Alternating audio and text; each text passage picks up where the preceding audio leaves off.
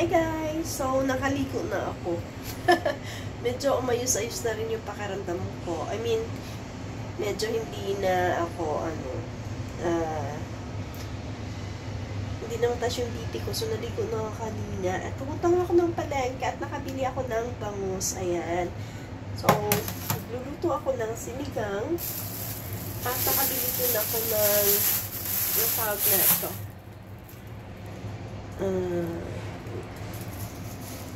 Kasi babaliktad. Bakit? Bilibin nga pala ako ng pichay saka sitaw. So, gawin ko magsisinigang ako para gusto ko kasi humigop ng sabaw. So, ayan. O, diba tamad na kiwa ng sibuyas. So, ayan, naka-prepare na yan. Then, huhugasan ko na lang yung pechay.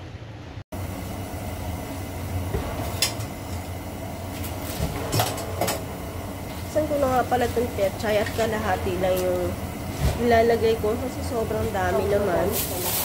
So, save mo na yung kalahati para sa susunod na araw. Hinati ko na rin yan para hindi naman tayo mabilaukan. Ano? Ang hirap kaya. Inuubo ka na nga tapos mabilaukan ka pa. Ay, ano na? Padusa.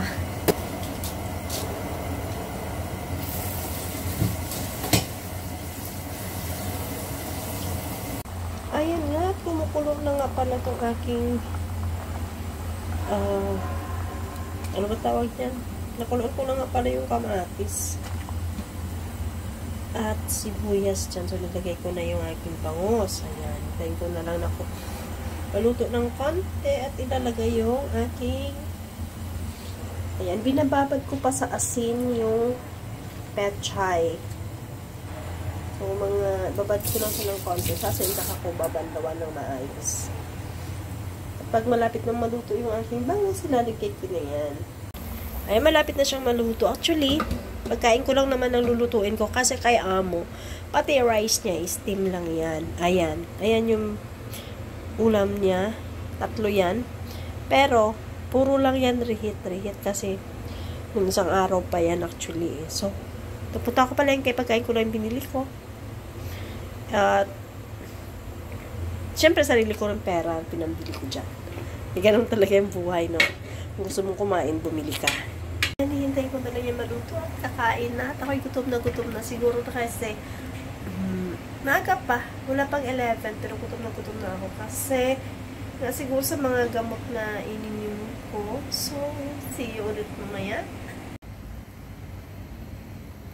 So, medyo wala tayong trabaho ngayon kasi tapos ko na yung trabaho ko nung Lunes sa kahapon. So, habang hinihintay yung pagkain, paupo-upo. May si amo naman doon, tulog-tulog. So, 11 pa lang.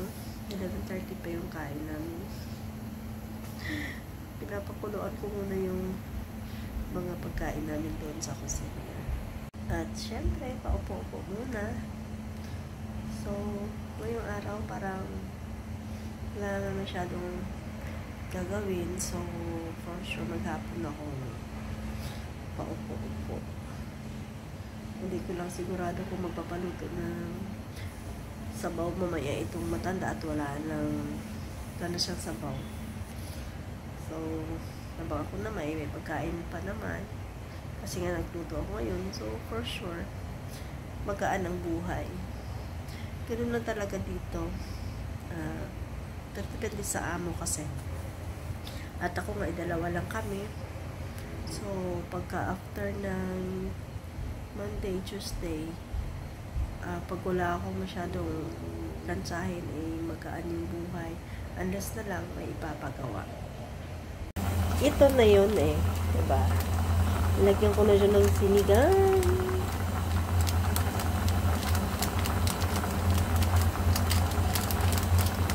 Medyo trip ko ngayon ng naasin. Ayan.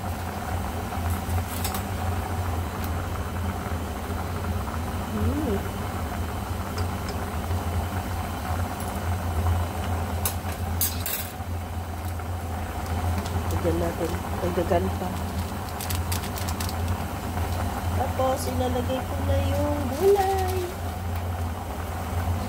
Ayan, excited na akong kumain. At ako'y gutom na talaga, promise. Ayan. So, ayan, naluto na. At tara guys, kain. Siyempre, hindi ko napapakita sa inyo kung paano kumain. At kasama ko si Amo ngayon. Yan lang. Bye!